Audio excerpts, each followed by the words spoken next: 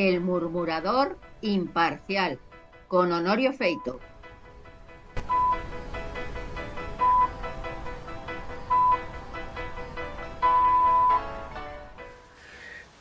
Pues han traído cola las palabras de Felipe VI en México sobre la labor de España en la conquista de América.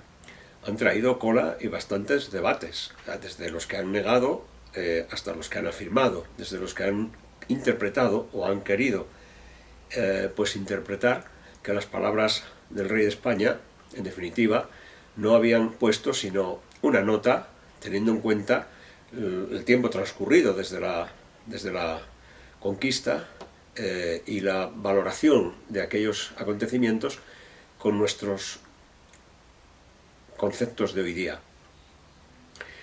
Yo ya manifesté mi opinión en la grabación anterior y me sigo reafirmando en la misma. Bajo ningún concepto, el rey de España debe de admitir la más mínima crítica a la labor que históricamente España hizo en América, en Filipinas y en otras partes del mundo. Son muchas, después de unos tiempos de críticas y de una reacción internacional contra los símbolos de los imperios, son muchas las críticas que hoy hay hacia esa leyenda negra y hacia esa mala fama que se echa a los españoles por los actos cometidos durante la conquista de América. Apelar a la bibliografía es ridículo porque cada uno tendrá la suya, pero hay una serie de conceptos que creo que calan en la mentalidad de cualquier persona que de una manera honesta pues quiera entender un poquito lo que fue aquello. ¿Todo fue perfecto? No, no todo fue perfecto, pero la mayor parte de las cosas se hicieron bastante bien. ¿Hubo abusos? Sí, hubo abusos, evidentemente, por parte de encomenderos, por parte de personas, de castellanos, de españoles, en definitiva, hubo abusos, sí. ¿Pero esa fue la tónica general? No, no fue la tónica general. ¿América iba la peor ralea social que había en España, vaciando las cárceles, y etcétera, etcétera, como está pasando ahora, por ejemplo, con muchos de los inmigrantes que vienen a España? Alguno puede que se colara, pero ¿eso era la tónica general? No, no fue la tónica general. Miguel de Cervantes, famoso escritor ya en aquellos años, por ejemplo, no tuvo permiso para ir a América, porque había tenido un problema con la justicia en Alcalá de Guadaira como recaudador de impuestos. Los españoles pusieron, además, una serie de medidas llamadas a controlar la buena praxis de sus acciones. Una de ellas es todos los cargos públicos iban con una misión. A nadie se nombró, probablemente a nadie. ¿Puede ser que alguno se nombrara? Puede ser. ¿Pero era la tónica general? Repito, no, no era la tónica general. La tónica general era que el que era designado con un cargo para ir a América, a cualquier parte de América o de Filipinas, era una persona a la que se le encomendaba una tarea. Mejorar los puertos, levantar hospitales y un convento, bueno, lo que ustedes prefieran. Todos iban con una misión. Cuando esa persona era cesada en el cargo, como no había, lógicamente, la comunicación que hay hoy, se enteraba cuando llegaba su sustituto. Su sustituto llegaba, embarcaba en un puerto de la península y llegaba a América, al lugar destinado, a Nueva España, a Cuba, al Callao, donde ustedes quieran, al Mar del Plata, donde quieran. Y ese señor se bajaba, llegaba al Palacio Presidencial con las credenciales y decía: señor, usted ha cesado y ahora yo le sustituyo. El cesante no se podía volver a España, ni podía emprender un viaje de turismo. El cesante quedaba sometido a un juicio de residencia, donde se iba a comprobar si las órdenes que había traído en su día se habían cumplido o no y en qué medida. ¿Hubo personas que no cumplieron? Las hubo. ¿Pero eso era la tónica general? No, no era la tónica general. Es evidente que podemos hablar de las universidades. La primera universidad que hubo en América, el primer ferrocarril que hubo en América, fíjense, ya en el siglo XIX, mucho más cercano, en Cuba precisamente. Es que no sé si merece la pena seguir poniendo. Yo creo que esto requiere lecturas y lecturas tranquilas, ¿no? Un comentario al uso. Pero el rey de España no puede rebajarse a las exigencias de un gobierno que no tiene el más mínimo decoro a la hora de salvar los muebles, si para ello tiene que humillar la dignidad de toda una nación y su peso histórico. El rey de España ni puede ni debe, y menos ante los inútiles de los dirigentes mexicanos. Y digo inútiles de los dirigentes mexicanos, porque yo no juzgo a todo el pueblo mexicano, yo juzgo a sus dirigentes. Si alguien repasa la historia de México, y especialmente los mexicanos, que son gente fabulosa por otra parte, si alguien se molesta en repasar la historia de México, y podrá comprobar cómo desde el momento que obtienen la independencia de España, toda la historia de México es un cúmulo de desastres, es un cúmulo de derrotas, es un cúmulo de sufrimiento. Estados Unidos les gana una guerra y les arrebata el 50% de su territorio. Con la llegada de Benito Juárez al poder, lo primero que hace es decir que no va a pagar la deuda, con lo cual se enfrenta a 3 países europeos, España, Francia e Inglaterra. España, con Pring a la cabeza, hace una misión militar a Veracruz, donde se establece un campamento internacional con los soldados franceses, españoles e ingleses. Después de unas valoraciones habidas y por haber, el señor Pring decide que no podemos seguir allí porque allí no vamos a sacar nada, le manda una carta a Benito Juárez y decide embarcar las tropas otra vez con destino a Cuba y él irse con su mujer a darse una vuelta por los Estados Unidos. Cuando al cabo de unos meses llega a Europa y llega a España, comparece en el Senado para explicar pues sus razones, las razones por las que decidió cesar esa presión militar que desde Veracruz se intentaba ejercer contra Benito Juárez. No es la historia de México, no es la historia de México, del México independiente, una historia, digamos, que pueda enorgullecer a su gente, y menos a sus dirigentes. López Obrador, cuyos apellidos delatan efectivamente su procedencia, emprendió un ataque sistemático contra España, bueno, que es el comodín de moda para solventar tus fracasos, vamos a decirlo así. Y su seguidora en el cargo, la señora Silván, pues más de lo mismo, siguen apelando a lo mismo. En ningún caso el rey de España se debe de rebajar a eso, en ningún caso, nunca, por nada del mundo.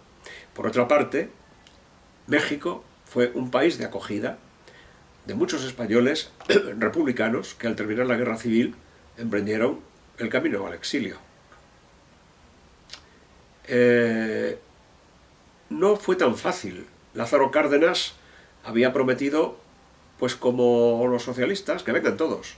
Y al principio todo el mundo pensaba ir, con barcos fletados por el SERE y por la JARE, los 2 organismos que habían puesto en marcha Indalecio Prieto y Negrín para ayudar a los refugiados españoles. Las presiones que hubo en México, sobre todo después de la salida de Lázaro Cárdenas, fueron tremendas, y las clases dirigentes mexicanas, las clases políticas mexicanas, ya dijeron, aquí no puede venir cualquiera, no nos sirve cualquiera, aquí tienen que venir especialistas, maestros, gente trabajadora. Aquí no queremos pues el discurso del sindicalista o del abogado de turno, etcétera, etcétera. Aquí necesitamos gente que nos enseñe y que nos demuestre que valen. Estoy contando las cosas un poco de forma muy coloquial, como ustedes ven. Bueno, efectivamente ahí ya se puso problemas. Y al final, de todo lo que se iba a hacer, solo se fletó un barco. Un barco que vía Cuba, vía La Habana, llegó a México. Y allí iban 300 o 400 refugiados españoles, pero otros fueron llegando en otro tipo de oleadas y por otro tipo de barcos y demás. México, en definitiva, acogió una colonia española importante. Ya la había acogido anteriormente a los conflictos republicanos. México fue un lugar de migración de los españoles y especialmente de los asturianos. Y bueno, como país que acogió a mucha gente nuestra, pues hay que estarle agradecido, como lo estamos con Argentina y con otros muchos países. Pero otra cosa son los dirigentes. Y estos dirigentes, que lo único que han demostrado a lo largo de sus carreras es el fracaso permanente y perpetuo, no pueden levantar odio contra una nación que en un momento determinado, porque la historia tiene su curso y sus reglas, cogió la antorcha de la cultura occidental y la llevó a las tierras del Nuevo Mundo descubierto. Lo colonizó, lo conquistó militarmente cuando no hubo más remedio y lo hizo prosperar. México, precisamente, era la Nueva España. Si algún estadista se puede contar entre los mejores, de todos aquellos que participaron en la historia de la conquista, descubrimiento, conquista y colonización de América, es Hernán Cortés. En México tuvieron la suerte de dar con Hernán Cortés, que puso freno a los desmanes de los aztecas y que sacó del destino al que esperaban, que era un destino de odio, de muerte y de sacrificios, al resto de las tribus de que componían toda aquella zona. Hernán Cortés, un hombre templado, un gran estadista, que supo medir muy bien, del que no existe en México ni una sola estatua en reconocimiento.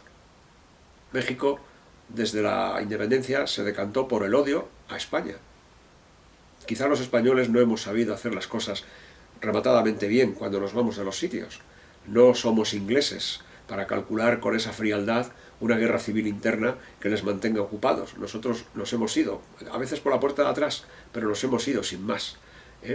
Con el tiempo, pues se ha demostrado que la culpa la tienen ellos, no la tenemos nosotros. El segundo aspecto que quisiera destacar es el nuevo mantra del PSOE, es decir, del sanchismo. El nuevo mantra del sanchismo es no a la guerra. Y te espetan esa frase como diciendo o te sometes con el no a la guerra o entonces tú mismo te has declarado, bueno, todo lo peor que se pueda declarar. O sea, imagínense ustedes. Tienen esa habilidad, tienen la habilidad de crear un mantra y espetártelo en la cara para que tú te decantes. Y si no te decantas favorablemente a favor de ese lema, es que estás en contra. Es muy sencilla la ecuación. Y yo reconozco que tienen una habilidad tremenda para hacerlo. Lo vienen haciendo toda su existencia. No a la guerra. Hoy he visto un vídeo en el Congreso de Feijóo, diciéndole las cosas a la cara a Pedro Sánchez, y he visto la habilidad de Pedro Sánchez para no responder. Feijóo le planteaba lo del fracaso, si es un fracasado, porque en las 12 últimas consultas entre las urnas ha habido 10 victorias del PP y otra de 2 partidos autonómicos, o sea, 12 derrotas del PSOE prácticamente. Y entonces le decía si no se considera un perdedor. Y el otro, el Pedro Sánchez, con la habilidad, pero con la cara dura con la que nos tiene acostumbrados, empezó a hablar de los muchos méritos que ha hecho por la guerra, por el tema de Ucrania, por el tema de no sé dónde y por no sé cuántos sitios más, y se salió de la respuesta con una habilidad tremenda, sin que el otro se percatara. O sea, Feijóo iba con su discurso y Pedro Sánchez iba con el suyo. Es imposible que se pongan de acuerdo. Bueno, con Pedro Sánchez no se puede hablar. Yo creo que esa es una conclusión que todo el mundo tiene muy claro. Pero, fíjense, ha creado ese lema, no a la guerra, y ahí se apuntan todos los socialistas estos y los que chupan del bote, como Almodóvar y compañía. No a la guerra. Almodóvar lo ha llevado todavía más, lo ha pluralizado. No a las guerras, o sea, no es a esta guerra, no, a todas las guerras, no a todas las guerras. Bueno, y ese es el nuevo mantra. Y ante eso, claro, vamos a volver la oración por pasiva. Imagínense ustedes que un partido de derechas, no voy a decir el PP, porque el PP de derechas tiene, voy a decir un partido de derechas, invéntenselo, un partido. Imagínense que tuviéramos un partido de derechas y que ese partido de derechas dijese, señores, si ustedes son tan españoles, digan ustedes arriba España. Digan ustedes arriba España. Ah, que usted no dice arriba España, usted no es español, usted es un traidor. Usted es un traidor. Usted no dice arriba España, usted es un traidor. Oiga, no, mire, es que yo arriba España, sí, pero yo no quiero decirlo porque es que eso suena a falangistas y tal. No. Usted es arriba España. ¿Usted lo dice sí o no? ¿Usted es español? ¿Usted se siente a gusto con ser español? Sí, pues diga usted arriba España. No, es que yo, mire usted, no, si no lo dice, esa es la cartilla de juego que utiliza el PSOE cuando saca un lema de este tipo y crea un problema donde no lo hay. Porque, vamos a ver, ¿qué persona en su sano juicio está a favor de una guerra? Es que, o sea, yo comprendo yo comprendo, cuidado, que yo no estoy aquí tampoco. Yo entiendo que las guerras son inevitables. Cuando no hay más remedio, no hay más remedio. Cuando te invaden, te agreden, te amenazan, te interrumpen tu progreso porque alguien está interfiriendo en tus exportaciones y alguien te está asaltando los barcos en alta mar y alguien está boicoteando tus mercancías, etcétera, etcétera, etcétera. Tú tendrás que responder. primero de una manera civilizada, es decir, si existe el derecho internacional, que es una quimera, bueno, pues acudes a los tribunales, acudes, en fin, haces ver a la comunidad que te rodea, oiga, mire, que a mí me están perjudicando en esto, en esto, en esto y en esto. Cuando ya no te hacen ni caso, cuando directamente te están afeando ya de una manera tremenda, pues entonces tendrás que sacar la mano, cerrarla y amenazar.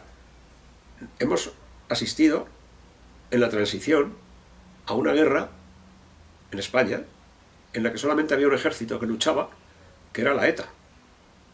Y luego no había un ejército que resistiera, mentira. Había un pueblo que resistía. Un pueblo con sus policías, su ejército acuartelado, etcétera, etcétera. Pero el único que salía a combatir era ETA. Sí, a traición, a oscuras, por la nuca, sí. Pero no había, frente a eso, no había nada. No había nada, ni la colaboración del país vecino, que era Francia, cuyo zona sur, fue el santuario de estos asesinos, ni la justicia. Bueno, llegaron a las puertas de la justicia, el Tribunal Supremo, y mataron a un magistrado, y, en fin, con toda la impunidad del mundo, no había nada enfrente. Si enfrente hubiera habido un ejército o una policía especializada que les diera leña, probablemente el resultado hubiera sido otro diferente.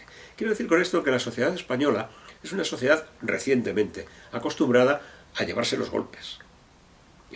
Nos llevamos los golpes. Y no respondemos. Pero eso no nos hace seguidores de una guerra a la mitad de los españoles, no. Una guerra cuando no hay más remedio. Cuando no hay más remedio. Entonces los de la izquierda no conciben ni siquiera un supuesto en el que por una vez, pues mucho han cambiado las cosas en el PSOE, porque durante nuestra guerra civil el señor Largo Caballero ya lo dijo, si no ganamos por las buenas, ganamos por las malas, y si hay que ir a la guerra civil, se va. Esa determinación de Largo Caballero, que en tantas cosas los señores socialistas de hoy han sacado del cajón, en esa determinación, o estos nos engañan y mienten y lo ocultan, o en eso no se parecen. Pero, sin dramatizar, es algo muy sencillo. ¿Usted no dice no a la guerra? Pues si no dice no a la guerra es que usted está a favor de la guerra. Y se quedan tan frescos. Oiga, ¿y a mí qué me cuenta usted? Los españoles tenemos otro vicio también. Tenemos otro vicio. Y es que tenemos que discutir, porque somos discutidores, no nos basta el diálogo ya no es posible. El diálogo ya se ha convertido en un debate, ¿qué digo yo un debate? En una bronca. El diálogo se ha convertido en bronca. Y los españoles, que somos broncas, pues estamos entregados a esa pericia de discutir. Estamos entregados a esa pericia de discutir. ¿Y qué hacemos? Pues que discutimos por cosas que nos pillan al otro lado del mundo. A este paso, si al señor Sánchez se le ocurre decir que las bolsas de los marsupiales encierran un flujo dañino para la atmósfera, no les sorprenda encontrarse a los españoles discutiendo si los canguros hay que matarlos o hay que dejarlos vivir. Y parece que en ello nos vaya la vida.